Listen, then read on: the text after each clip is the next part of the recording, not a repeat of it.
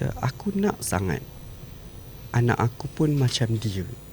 Aku nak sangat tengok anak aku terima scroll dekat atas pentas convocation tu. So dia nangis time tu. Dia nangis kata.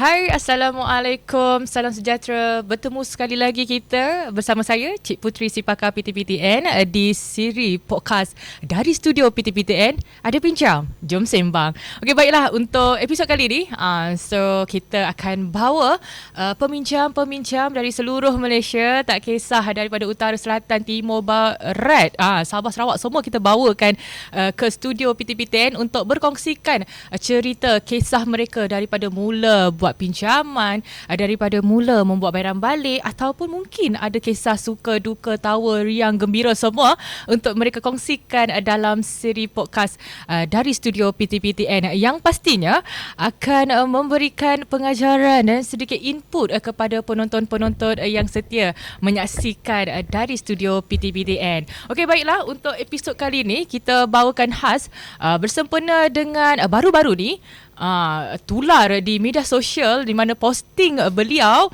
mendapat perhatian daripada PTPTN, di mana beliau telah pun berjaya menyelesaikan pinjaman PTPTN dan postingnya agak tinggi. Postingnya di situ mendapat engagement daripada orang ramai mengucapkan tahniah-tahniah, dan cerita beliau itu dikongsikan sendiri di platform media sosial beliau sendiri dan mendapat perhatian pihak PTPTN, dan kita jemput khas untuk episod kali ini.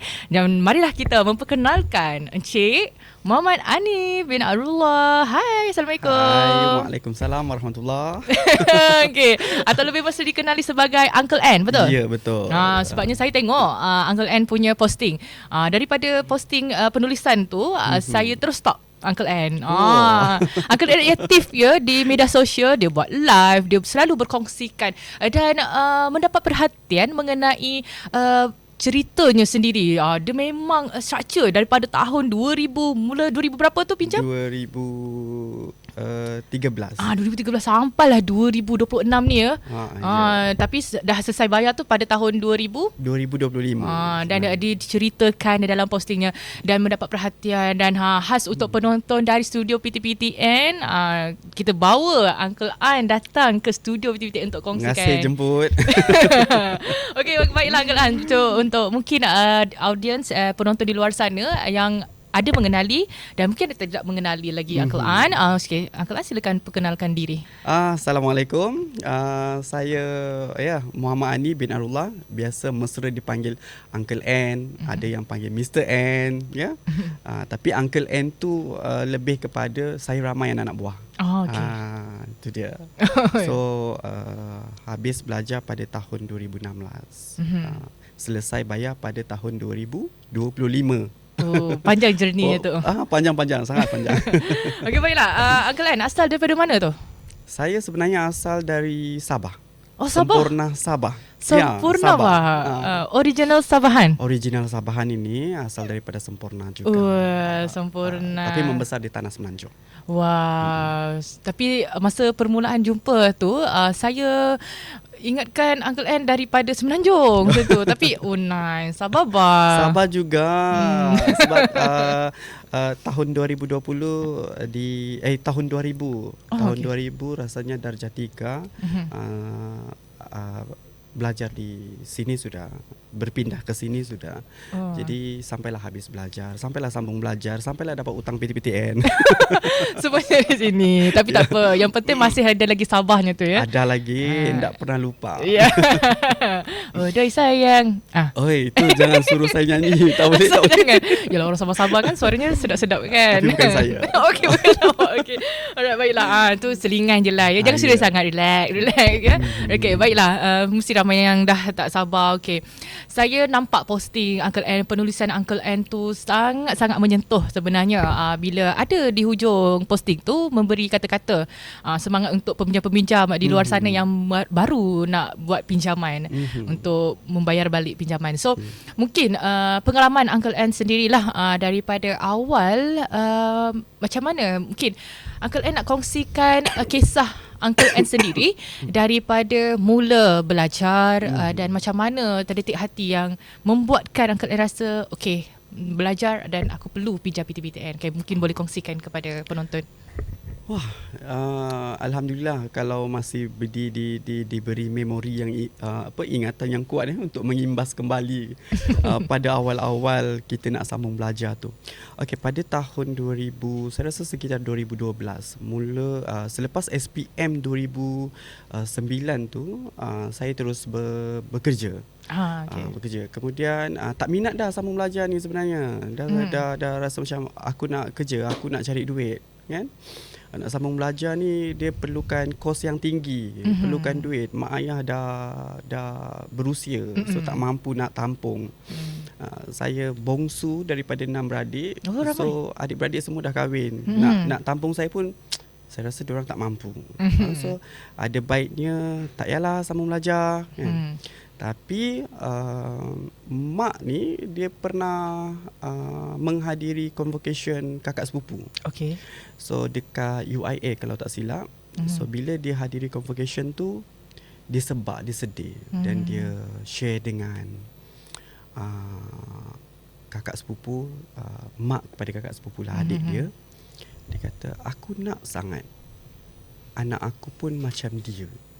Aku nak sangat tengok anak aku terima scroll dekat atas pentas convocation tu. So dia nangis time tu. Dia nangis kata, tapi anak aku tak minat sambung belajar. And then kakak sepupu tu share, dia kata,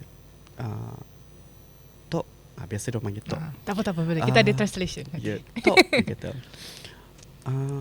mak kau menangis di hari convocation aku. Dia kata, kenapa? Dia kata, masa tu kerja, kata dia sangat mengimpikan anak untuk sambung belajar, dia kata. Dan kau satu-satunya anak dia yang tinggal ada harapan untuk sambung belajar. So macam saya diam masa tu dan mulalah pujukan-pujukan, sambunglah belajar. Dan saya explain kenapa saya tak nak sambung. Satu, mak ayah dah tua. Adik-beradik semua dah berumah tangga. Betul. Semua dah ada komitmen dengan anak-anak, dengan keluarga masing-masing. So saya tak rasa yang sambung belajar tu saya boleh survive masa belajar tu, kan, dengan kos dia.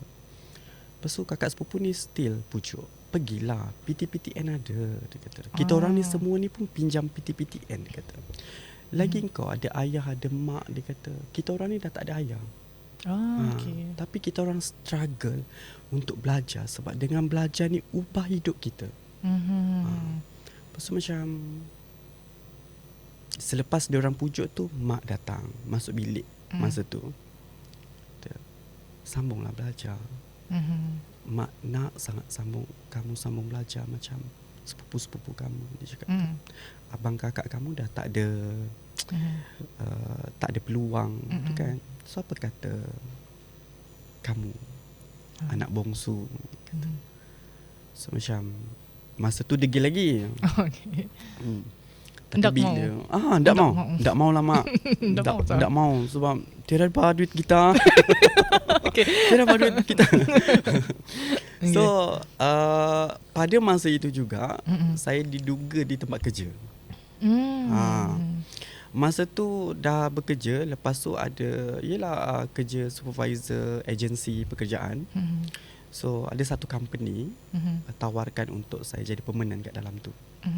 Tapi tak diterima, bukan tak diterima, ditawarkan hantar resume, kemudian adalah politik-politik kotor dia, kan. Kenapa dia boleh dapat sedangkan dia SPM? Dia tak ada pendidikan pun. Kata. So macam sampaikan peluang tu tak diberi kepada saya. Kata dia hanya SPM. Saya masuk sini 2-3 kali interview. Dia cakap dia sekadar SPM, kenapa ditawarkan masuk permanent kat sini? Oh, okay. So macam, sebab aku SPM je kot, aku tak ada pendidikan. Tapi HR tu pilih saya sebab saya ada kebolehan kerja. Tapi kau tak ada apa-apa diploma ke sijil pelajaran ke sijil pelajaran kau tak ada. Takkan kau boleh dapat kerjaan ni? So, betul. Sehinggalah saya ditransfer, saya tak dapat peluang masuk kerja tu. Sebagai trainer clerk kalau tak silap masa tu. Itu memberikan kesedaran pada saya. Sambung belajar. Mungkin itu adalah satu petunjuk, ikutlah cakap mak. Mungkin apa yang mak rasa tu, itulah peluang kau di masa depan. Then bila pindah tempat kerja lain tu, rasa macam dah tak sesuai. So macam pada 2012 tu, inilah masanya saya sambung belajar. So balik Sabah, sambung belajar. Kakak sepupu semua sokong. Dia orang yang suruh yang daftarkan, uruskan apa semua, pergi apa kita panggil tu, nak kena pergi minggu saya kenal BSN. BSN. Kena pergi BSN, nak kena buka SSPN. So proses-proses tu kakak sepupu yang tolong semua kan. Sampailah habis belajar. Proses nak pinjam PTPTN sambung belajar tu lah. Proses. Dapatlah, enjoy lah kan. Dapat sambung. First dapat PTPTN ni, bila dapat duit tu enjoy lah kan. Seronok lah. Wah, aku sudah ada duit. Ada duit sudah. Aku sudah kaya. Adalah yang merancang telefon. Adalah yang makan mewah. Habis pinjaman dah. Nganga sudah. Nganga sudah. Dah sudah duit. Jadi dipendekkan cerita, sampailah habis belajar. So masa setengah sambung belajar tu, sepanjang belajar buat pinjaman PTPTN, struggle tak masa tu? Betul kan, sebab tadi Uncle An kongsikan, yang kakak sedara kongsi bagi tahu Uncle An tak nak sambung belajar sebab tak mampu apa semua, tak ada wang. Dan kakak sedara yang kongsikan, tidak perlu kau risau, kita ada PTPTN. So macam mana sepanjang belajar tu, memang betul ke Uncle An memang utilisekan pinjaman PTPTN ni betul-betul ke macam mana? Okay, pinjaman PTPTN ni saya boleh katakan cukup untuk belajar tu, untuk membayar yuran, dan mungkin ada lebihan sedikit untuk duit poket kot. Tapi untuk menampung perbelanjaan kita belajar selama 1 sem tu, 6 bulan tu tak cukup. Okay. So walau macam mana pun, dia tetap kita perlukan bantuan dana daripada mak ayah, daripada beradik. Tapi tak mencukupi. Sebab yelah, kita kena makan sarapan, kita kena bayar sewa rumah, bagai semua kan. Masih tak cukup lagi lah. So that's why masa sem kedua, kita try pinjam MARA pula. So sebab tu dalam posting tu, kenapa jadi 47,000? Sebab sebahagiannya daripada PTPTN, sebahagiannya daripada MARA. Tapi sebabkan tak ada kesedaran tentang financial, enjoy dengan duit tu, dan sampailah bekerja terbeban dengan hutang. So struggle juga sepanjang belajar tu. Tak adalah bergantung kepada duit mak ayah ataupun duit adik-beradik. Ada juga struggle berniaga, jual makeup kau. Kelas. Masa zaman belajar tu lah. Masa belajar tu, kawan-kawan perempuan ramai. So kita jual makeup, and then jual. Kalau ada event ni, kita akan masuk macam program-program keusahawanan ni kan. Dia akan ada satu event tu, setiap sem tu ada. So kita akan berniaga dalam masa yang sama. Kadang bawa makanan ke institusi IPT tu untuk bagi kawan-kawan tu. Yelah, sambil belajar, sambil set income kan. Ada apa waktu tu boleh dijual? Dijual, betul. Makeup pun makeup lah ya. Macam makeup tu, kakak sendiri yang post daripada sini ke Sabah. Dia beli kat Kenanga time tu. Pandai. Yelah, kita faham kan struggle setiap pelajar tu berbeza-beza. Ada yang cukup-cukup makan, ada yang dia struggle sebab dia bergantung kepada individu tu macam mana nak manage. So macam An sendiri pun sempat pinjam PTPTN 2 sem dan ianya agak membantu, betul? Sangat membantu. So ialah daripada costing yuran, pembayaran yuran, asrama semua. Betul. Kan. Dan masa tu An berada di Sabah. Ya, di dan KK. family di Semenanjung. Di Semenanjung. Dah jauh dengan parents pula dah tu. Dah jauh walaupun asal Sabah. Tapi parents di Semenanjung sudah berhijrah ke Semenanjung. So struggle lah kat situ kan. So setengah orang semuanya ada dekat dekat macam tu. Sebab tu lah zaman belajar Uncle Ann dia dah start mencari duit poket. Ya. Memang tak boleh duduk diam. Bila buat sesuatu benda tu untuk berniaga, start kita ada pengetahuan tentang perniagaan ni daripada belajar tu lah. Sebab lecturer saya pernah pesan, once kamu bekerja, jangan lupa bidang keusahawanan tu penting. Tak kisahlah apa position kamu di tempat kerja, tapi kena ada skill berniaga. Sebab tu adalah mungkin pilihan kedua in case kita ni bersaing dengan pekerjaan kan. Betul. Kalau tak dapat bidang yang kita minat, bidang yang kita kehendaki tu, sekurang-kurangnya kita ada pilihan kedua, iaitu berniaga. Betul. Okay, baguslah perkongsian tu ya. Untuk mungkin adik-adik di luar sana pun ada juga pengalaman seperti Uncle Ann. So daripada masa zaman belajar tu, Uncle Ann pun dah struggle kat situ. Dan daripada pinjaman PTPTN, ada buat lagi pinjaman maras. Jadinya masa tu dah penuh dengan pinjaman di dalam hati tu. Habis je belajar waktu tu, macam mana perasaan Uncle Ann masa tu? Adakah keluar nak cari kerja ataupun patah balik tempat kerja yang lama tu, yang kata hari tu tak ada, dia ni SPM je. Aku dah convo. Tak. Kau dengar sen ni bah. Aku sudah ada sijil bah. Aku sudah habis belajar ni.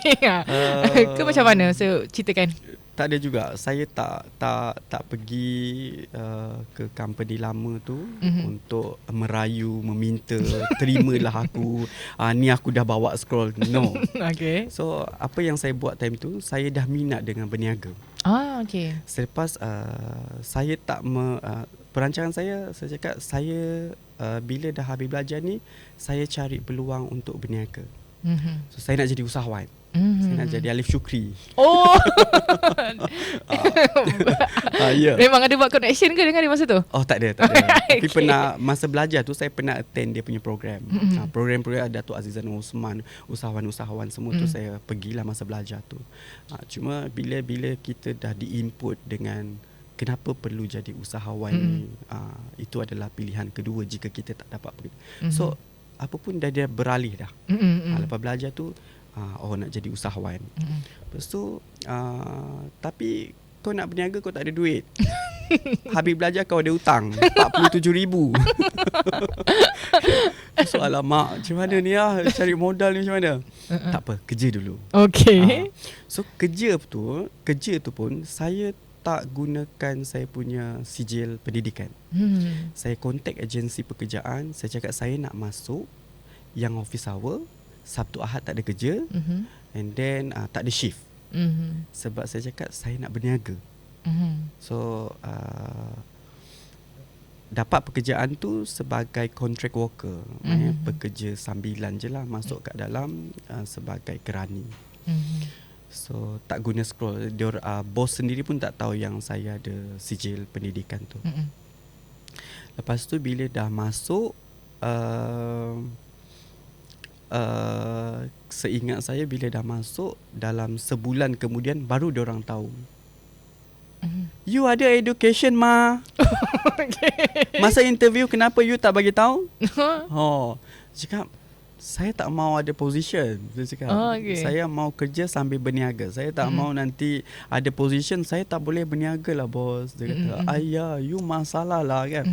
Lepas tu dipendekkan cerita, bos tu pun degil. Dia kata tak nak. Ada staff yang nak berhenti, then kamu replace tempat dia. Kamu sebagai material coordinator, warehouse. So dalam masa yang sama kamu kena training dan conduct operator ni. So jadi permanent staff Dan dia bagi satu position yang gaji dia sedap sikit berbanding yang tadi. Okay, faham. So lebih kurang selepas 2 bulan saya jadi permanent staff pada tahun 2018. So kat situlah angan-angan mula ya. Angan-angan kita nak merancang, nak beli tu, nak beli ni. Dah lupa dah. 47,000 tadi dah lupa dah. Okay. Ya. Aku nak beli kereta, aku nak beli iPhone, aku nak beli itu dia. Terus lupa. 2018 tu ingat lagi lah. Lepas tu setahun selepas bekerja, minda usahawan tu datang lagi. Aku kena berniaga juga. Okay. Berniaga ni cepat kaya. Yeah. 2019 try untuk berniaga. Saya cubaan untuk resign. Nampak? Setahun kerja hutang tak settle. Ada hati Ada hati. Nak cepat kaya katanya. So saya cakap, nah bos, saya nak berhenti. Kenapa? Saya mau berniaga. Sampai bawa satu meeting. Dia bawa satu meeting. Kenapa you mau berhenti ni? Dan bos tu pun cakap, saya dulu pun berniaga juga, tapi down. Gitu. Saya berniaga juta-juta, and then dia kata saya terpaksa kerja juga. Kata, bos dah touch first million, saya belum lagi. Saya nak bayar hutang lah bos. Saya cakap 47,000 hutang ni. Kata, you kena kerja konsisten dulu. Buat you punya financial saving dulu. You kena belajar. Banyaklah advice dia masa tu kan. Tak boleh lah bos, saya kena berhenti juga, dan saya nak fokus berniaga. Ya. Lepas tu dia terima resign letter tu. Seminggu kemudian dia ajak saya minum kopi lagi, pergi kantin. Pujuk lagi. Apa kata you cuti 3 bulan saja. Unpaid leave lah. Boleh mai? Boleh. Dia cakap. So 3 bulan you cuti, balik Sabah you try berniaga, you okay ke tak? Pak balik Sabah, buka gerai. Partner dengan sepupu jugalah. So dia sepupu tu jual kelapa, saya jual mi, macam mi celup, macam mi apa? Mi celup. Kita panggil mi samudra lah, buat sendiri time tu. Lepas tu pak kena musim hujan. So kanopi gerai kecil, musim hujan, memang time tu cuma ada 10,000 je. So nak rolling tu tak. Cakap, alamak, berniaga ni perlu modal besar kot. Tak, sebab aku tak ada ilmu berniaga ni. Itu je. So update dekat bos. Bos, sell tu bos selalu update, selalu tanya, sell you berapa? Sell you berapa? Macam mana sana? Hujan lah bos, hari ni tak ada sell. Lepas tu dah habis. Okay. 2 bulan kemudian defisit. Rugi. Tak boleh ni. Betul lah kata bos. Cakap. Lepas tu kawan-kawan kata, kau tak cukup ilmu lagi untuk berniaga ni. Kau kena belajar lagi. Kau baliklah, dia kata. Kau pergilah kerja balik. Then patah balik. Lepas 2 bulan tu patah balik. Okay, wow. Patah balik pada tahun 2019 hujung. Maknanya bulan 9 start berniaga, bulan 11 balik. Balik Semenanjung, cari kerja tu balik. Dah sambung kerja balik. Okay. So bulan 11. So dipendekkan cerita, baliklah. Kumpul duit lagi. So masa tu bos okey je lah. Bos okey je sebab lagi memang dia kata, I sudah bagi tahu lu. Dia kata, itu berniaga bukan senang So kalau you kerja, income itu fix lagi sentiasa bulan-bulan you ada, dia kata. So kalau you mau bayar hutang, you kena manage dengan disiplin you punya salary, dia cakap. Okay lah, saya diam, pekakkan telinga. Betul lah apa yang bos cakap tu kan. Saya kurang ilmu lagi. Bukan apa, sebab kawan-kawan ada kawan-kawan yang lain tu dia dah jadi usahawan harapan sandakan. Saya ada, masa belajar tu saya ada 2 orang sahabat rapat. So dua-dua ni habis belajar je diorang terus berniaga. Dan Tan Sri Muhyiddin Yassin pun masa tu pernah pergi dekat restoran diorang. Kalau kat Sandakan tu dia restoran nasi manuk. Nasi ayam. Dia Manuk. macam ayam. Manuk nasi ayam. Okay? So lagi buat saya membuat-buat. Saya cakap saya nak jadi macam diorang. Saya nak, dia cakap nak jadi orang lain kan? Nak jadi macam orang lain kan? Ya. So saya nak jadi macam diorang. Saya nak jadi usahawan. Saya nak bebas masa, tak terikat dengan orang. Tapi masa tu yelah modal tak ada. Masih lagi cakap. So 2019 tu 2019 kerja lagi. Lepas kegagalan tu 2020 kita dah mula lockdown. Lockdown 2020, dah mula dah, betul? kita dah COVID dah kan. COVID. Betul. COVID, lockdown. Planning kau nak berniaga, planning kau nak itu, nak ini, semua tak jadi. Dengan masalah family, dengan masalah itu ini, lockdown. Kat situlah macam start anxiety. Okay. Kat situ start anxiety. So 2020 apa hal ni, macam serba tak kena, dah mula stres, dah mula ni. So 2020 hingga 2023 memang berdepan dengan anxiety. Saya rasa masa itulah saya rasa kehidupan saya macam tak ada harapan. Saya rasa gelap sangat. Cubaan membunuh diri tu ada. Ya. Cubaan membunuh diri tu ada. Baru time tu saya terfikir, anxiety ni dia tetap akan memikirkan tentang kematian. So dia baru relate dengan hutang tadi tu. Kalau saya mati, hutang saya dah banyak. Guarantor saya, family saya, adakah diorang akan menanggung? Sedangkan di luar kemampuan diorang, kan? So macam dah serabut. Dengan kau tak boleh pergi mana-mana. Betul. Kan? So memang dia pagi je stres. Sampai memang time tu dah tak boleh tidur malam dah. Dengan hutang kau, dengan planning kau tak jadi, dengan impian kau entah jadi ke tak, kan? Time tu serabut lah. So 2020 tu juga, saya rasa dalam bulan 9 saya mula merujuk kepada PSY, psychiatric, Hospital Puan Rahimah. So memang diagnose, yes, kamu ada anxiety disorder dan juga panic attack. So time tu saya memang tak boleh terima keadaan saya. Kenapa saya macam ni? Kenapa saya terima semua ni? So saya laluilah fasa-fasa yang takut keluar rumah, takut nak pergi kerja. 3 tahun tu saya rasa rekod saya dekat tempat kerja memang buruk gila-gila. Tapi masa tu masih bekerja? Masih bekerja. Stres tu boleh bekerja? Ya, kenapa saya kena pertahan walaupun ada cubaan untuk berhenti. Tapi saya tak reti nak plan lepas ni saya nak pergi mana. Okay. Sewa rumah kena bayar. Kan? Lepas tu macam mak ayah saya macam mana? Ya, mak saya duduk dengan saya. So mak saya macam mana? So kalau saya berhenti kerja, saya nak pergi mana? Macam mana dengan hutang saya? Bila anxiety tu yang merisaukan banyak benda tu, dia akan timbulkan hutang 47 tadi tu. Naik semula. Naik je. Banyak-banyak benda, hutang tu pop timbul. Kalau kau mati, siapa nak bayar? Siapa nak bayar hutang kau? Terapung roh kau nanti kan. Ya. So anxiety ni salah satu juga yang membuatkan saya push diri saya untuk bayar. Okay, mungkin itu adalah salah satu punca yang membuatkan saya stres. Okay. So kalau berhutang ni memang hidup kau tak akan tenang lah. Betul. Kan?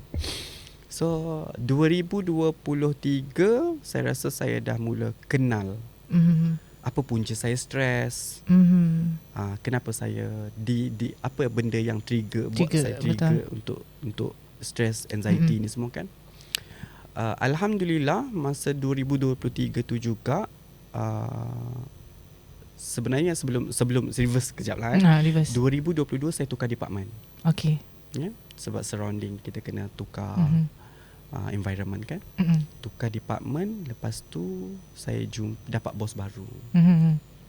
So 2023 tu bos tu dah mula, saya boleh katakan, saya boleh rasa bos tu dah mula dekat dengan saya selepas dia tahu yang saya ni ada anxiety.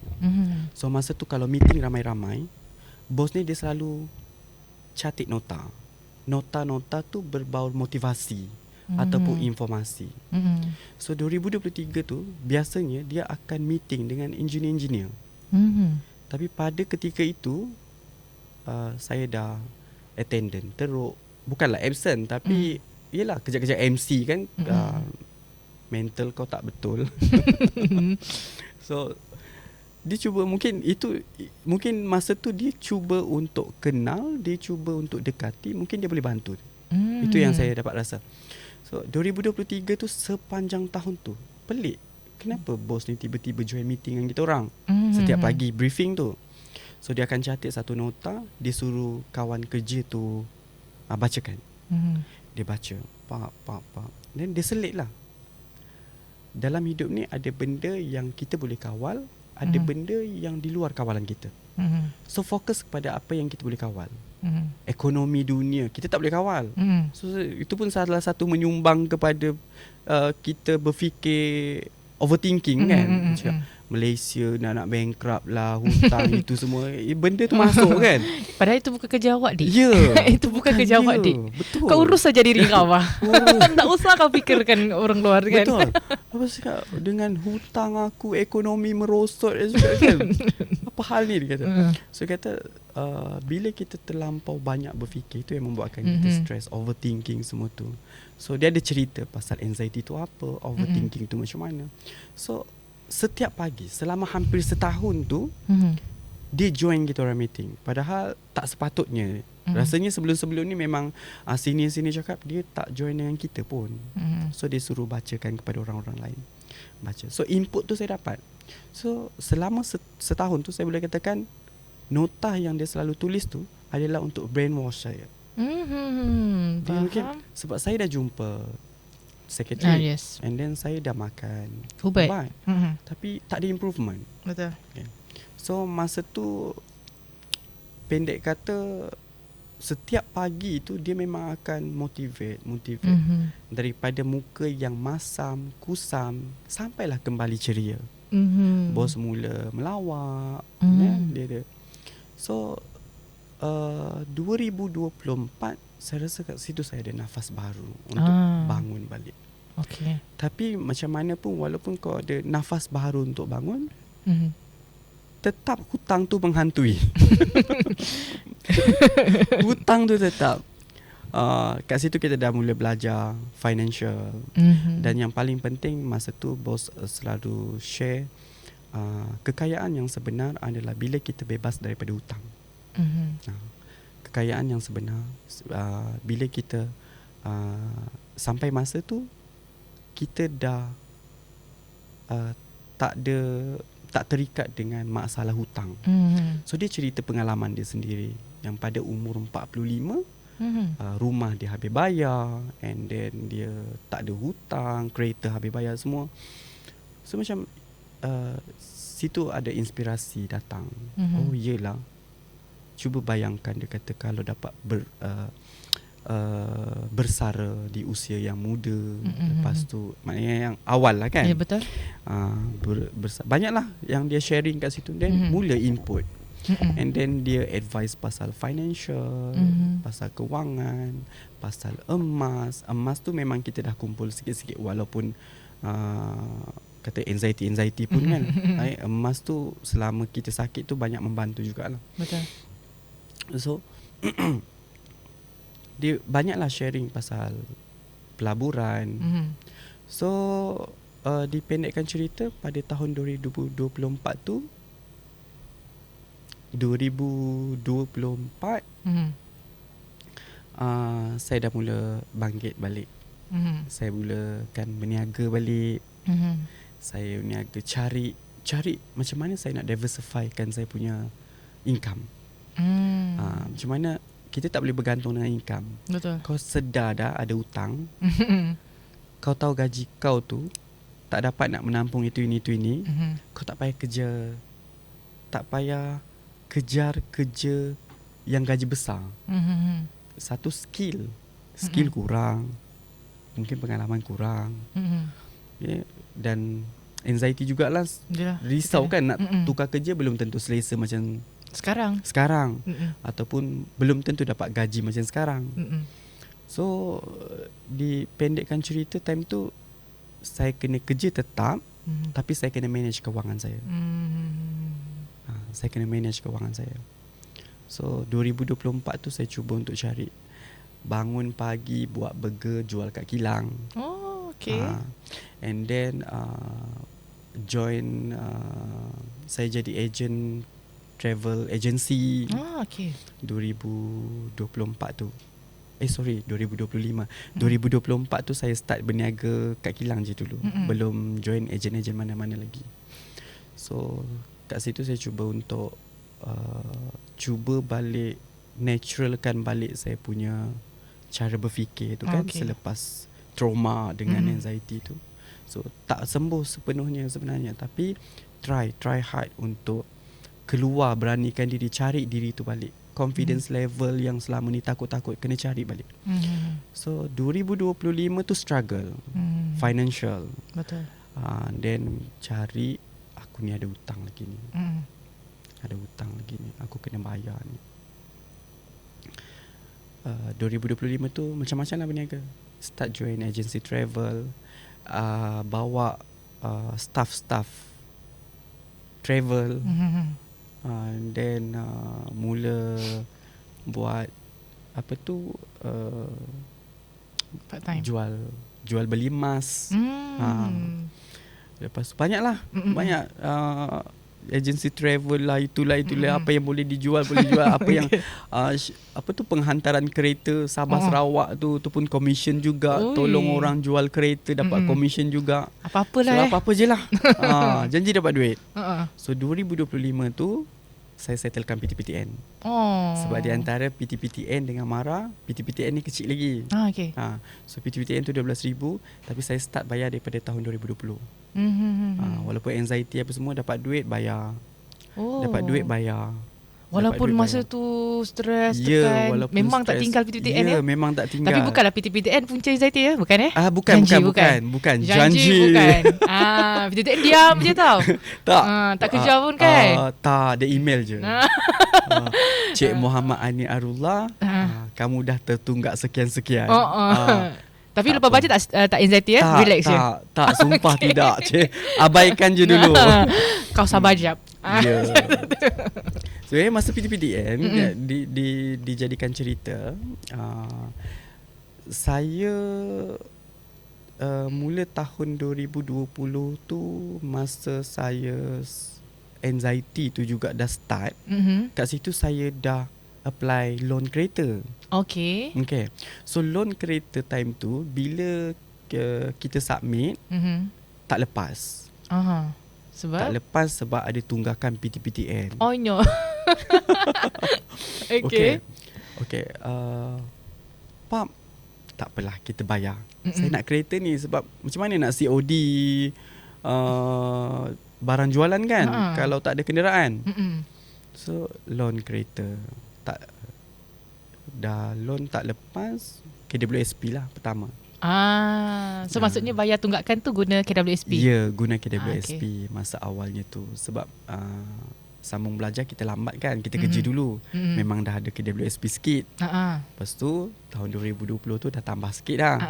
So adalah buat bayar. Tunggakan time tu pun tak banyak. Saya rasa dalam dekat 3,000 lebih juga lah. Faham.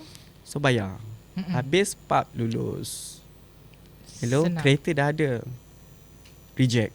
Kenapa? Sebab time tu dah anxiety. Jadi dah ada kereta ni cik, dia kata. Tak jadi. Saya nak guna duit saya, deposit ni untuk saya berubat. Jadi tak ambil lah kereta tu? Tak jadi. Beza tu tak jadi. Okay. Tapi PTPTN tak boleh tarik balik ya? Tak boleh. Boleh ke call? Tak boleh. Tak boleh bayar kan? Dah bayar kan? Mungkin itu adalah sebab kenapa Uncle An mula bayar ke macam mana kan? Itulah titik permulaan. Itu titik permulaan. Okay. PTPTN ni saya rancang macam saya tak akan guna duit gaji. Okay. Hutang ni sebenarnya tak akan guna duit gaji. Tak ilmu daripada mana kau dapat. Financial Siapa lah mengajarnya ni? Siapa yang ajar tak? Saya cakap, saya nak bayar hutang-hutang ni daripada hasil berniaga. Ayo. Macam tu. Okay, tapi kau ingat berniaga tu senang kalau kau tak ada ilmu. Kan? Okay lah. So, betulkan balik mindset tu. Duit gaji lebih sikit bayar. Duit gaji lebih sikit bayar. Yang paling penting, jangan ikut trend. Jangan ikut trend, jangan FOMO. Viral je kau pergi beli. Brand je kau pergi beli. Jangan pandang barang mahal selagi kau tak ada aset mahal dan juga kau terikat dengan hutang. Settle apa yang perlu, baru kau boleh menikmati hidup kau tu. Betul. Betul tak? Betul lah. Ada hutang lagi? Dah. Kita bukan Gen Z. Oh ya. Kita bukan Gen Z lah tiba. Millennials lah. Millennials lah. Gen Z lah millennial. Okay. So bila dah lepas kereta tapi tak jadi, and then saya cuba pendekkan cerita balik. Saya loan kereta balik pada tahun 2022. So masa tu pun tak lepas juga. Sebab tertunggak lagi kan. Maksudnya lepas yang reject yang hari beza tu tak nak bayar. Tak bayar lagi. Habis bayar tunggakan je. Lepas tu tak ada buat konsisten. Tak sebab konsisten. nak tunggu ada bisnes. Ya. Okay, faham. So bila buat loan kali kedua pun tak lepas. Kali ni besar sikit. Alza yang latest punya. Alza 2022. Okay. So tak lepas. It's okay, ada duit lebih. Bayar. Time tu saya rasa guna Jompe kot time tu.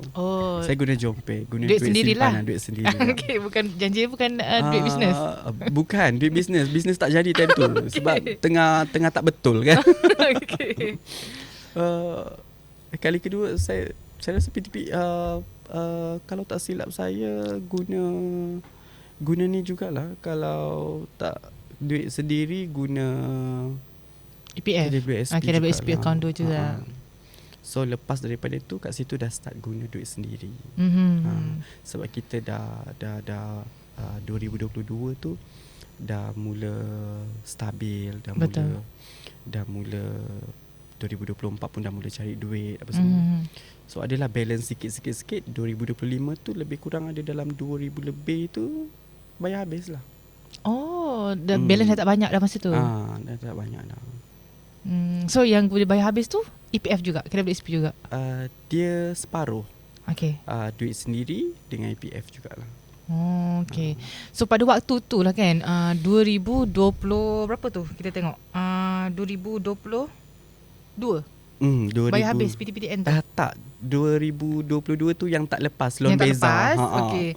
Yang dah yang last untuk 2025 lah habis. 2025 tu memang terakhirnya kita bayar PTPTN tu. Dah merdeka dah dengan PTPTN. Okay. Mungkin masa tu Uncle Anak kongsikan apa punca, adakah sebab baki hutang tu dah makin berkurang ataupun sebenarnya ada cerita lagi yang menyebabkan serabut lah ni, malah nak fikir ni, bayar semua terus ke macam mana tu waktu tu? Ya.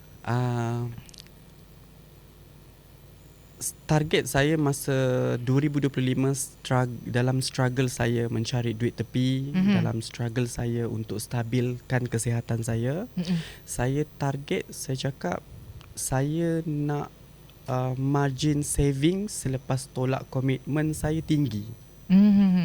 Saya cakap saya nak bina balik emergency saving saya yang hilang sebab berubat.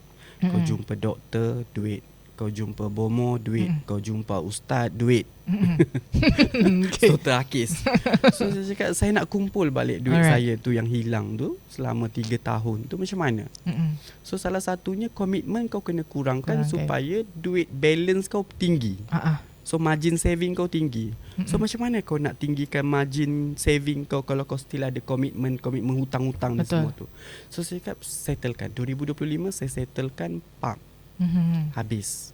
So baki gaji daripada selepas tolak expenses dan juga komitmen tu dah makin besar. Ada duit lebih and then ada duit income lagi, selesaikan marah pula.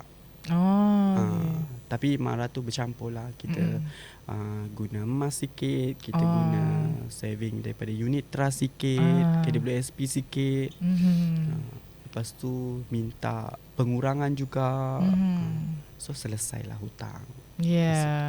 Gitu. So 2026 saya cakap inilah hadiah saya. 2026 ni kena betul-betul lebih ke depan lah. So apa plan 2026 nanti? Wah, kita pula tanya ke? Apa azam tahun 2026? Tiba 2026 saya kena niaga. Yes. Berniaga tu masih sampingan lagi. Alright, okay. Tapi Uncle An masih lagi berbisnes lah sekarang? Masih. Start daripada selepas masa anxiety tu saya stop. Saya tak boleh buat apa. Saya rasa dunia saya gelap. 2024 saya bangkit semula. Saya set up balik mindset tu. Saya reset balik kehidupan. Saya kena keluar first. Saya kena fokus pada diri saya sendiri masa 2024 selepas anxiety tu. 2024 saya kena betulkan, saya kena reset balik mindset tu. Mula yalah belajar apa yang perlu kan. So 2024 ke 2025 tu juga struggle untuk settlekan apa yang perlu, especially hutang-hutang ni lah. So 2025 alhamdulillah rezeki tu banyak. Kat situ saya dapat settlekan juga PTPTN. So 2026 saya memang azam untuk hutang pendidikan ni mesti clear. So bulan 1, 12 bulan hari tu settle. So saya rasa posting saya dekat Facebook tu 16 hari bulan 29 ke berapa hari bulan tu. Itu pun selepas kita tengok baki hutang tu memang dah kosong baru kita berani posting. Baru cerita. 26 hari bulan 1 26 posting hari bulan tu. 1 posting tu. Sebab kita tengok PTPTN dah hantar tahniah. Itu tahun lepas lagi kan. Marah hantar pula dah kosong tak ada hutang dah. Okey. Masa untuk posting cerita bangganya aku dapat settlekan hutang dengan sendirinya tanpa kacau duit mak ayah, tanpa meminta adik-beradik. Alhamdulillah. Ya, tu dia syukur, lega rasanya kan. Lega. Okay. Tapi itulah kan, macam Uncle An sendiri perkongsian mengenai bayaran balik pinjaman PTPTN tu, Uncle An guna KWSP account 2. Tapi sepanjang tu every month tu adalah bayar bulan-bulan kan guna Zompay. Ada. Selepas daripada 2022 sehingga 2025 tu, kalau tak silap saya ada jugalah dibayar macam saya dah mula tapi saya tak saya bayar bulanan tapi saya tak buat yang auto deduct tu. Saya bayar manual guna Zompay setiap bulan tu. Zompay sebab bila ada dah masuk dalam bajet dah. Setiap bulan tu dah ada bajet dah 100 baik. Tapi bila lama-lama balik macam sampai bila aku nak bayar 100 ni? Sampai bila aku nak kena terima email daripada PTPTN ni kan? Sampai bila PTPTN ni menghantui aku? So tinggal sikit ni settle. Okay. Tapi kalau anak tahu macam An sendiri pinjam masa tu tak banyak sangat kan? Tak banyak. So mungkinlah bulanan tu rendah. Tapi untuk PTPTN, kalau Uncle An tahu, kita memang ada lestari pendidikan. Di mana mungkin Uncle An ada kawan-kawan, kenalan yang mungkin terbeban dengan pinjaman PTPTN, dengan tunggakan, dengan monthly payment tinggi sangat, tak tahu nak macam mana. Yang penting jangan berdiam diri. Sebabnya kita tahu yang kalau Uncle An nak tahu, sekarang ni kita boleh berunding. Kita memang boleh berunding. Lebih mudah lah ya. Betul. Kalau macam Uncle An dulu, dia melawan emosi dia. Uncle An sampai anxiety. Tapi PTPTN bukan punca lah anxiety. Bukan. Tapi sebenarnya tak perlu pun risau sangat mengenai bayaran bulanan PTPTN ni. Sebab Uncle An, kalau Uncle An nak tahu, kalau ada tunggakan, peminjam perlu membuat rundingan bayaran balik je. Bila buat rundingan bayaran balik, dia dah macam bantulah peminjam ni kenapa tak boleh bayar. Okey, bulanan tinggi. So apa yang boleh buat perstrukturan semula. Bayar sekurang-kurangnya kemampuan dia berapa. And then bila dah bayar habis tu, barulah boleh jadi seperti Uncle An. Settle hutang. Macam sepupu saya dia share, jangan tertekan sangat dengan PTPTN walaupun terima email, janji konsisten bayar. So sepupu saya dia cakap dia bayar dalam 50 ke 100 ringgit sebulan. Okay. So kalau konsisten, PTPTN tak kacau pun. Dia cakap. Cuma masa saya tu saya nak guna cara sendiri. Kan? Sombong, kan? Walaupun PTPTN call, elak. Sebab aku tahu aku bayar.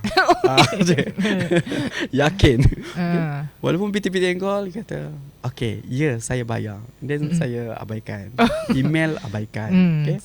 Padahal satu, sebenarnya PTPTN call tu dia nak tahu condition kita.